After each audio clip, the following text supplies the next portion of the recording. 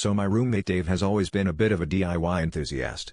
He's the kind of guy who watches one YouTube video on pottery and suddenly our cabinets are overflowing with lumpy artisan mugs. Last week, he announced that he was going to start making homemade candles because, in his words, we need to elevate our olfactory game. I figured this meant lavender or vanilla, maybe even something fancy like sandalwood. But Dave, being Dave, had other ideas. Fast forward to Friday night. I come home from work, open the door, and get hit with a wall of smoky, savory aroma. Not the comforting kind that says someone's making breakfast, more like someone's been making breakfast for 3 days straight and never once opened a window. I find Dave in the kitchen, proudly displaying a tray of wobbly white candles. "Check it out," he says, grinning, "bacon grease candles. Sustainable, resourceful, and deliciously scented." I didn't have the heart to tell him that his invention had our hallway smelling like a Denny's at 7 a.m. on a Sunday.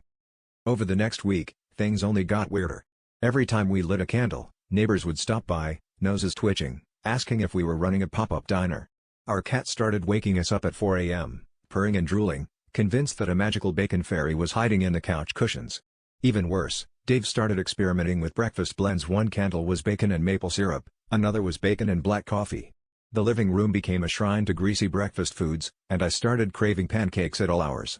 I tried opening the windows, but then the local raccoons started showing up, looking for a seat at the buffet. By day 10, I'd had enough. I told Dave it was time to retire his meaty masterpieces. He sighed and said, "Fine, but I still think I was onto something." As he packed away his candle supplies, I couldn't help but reflect on the whole ordeal. I guess you could say, things really went from wax to waken.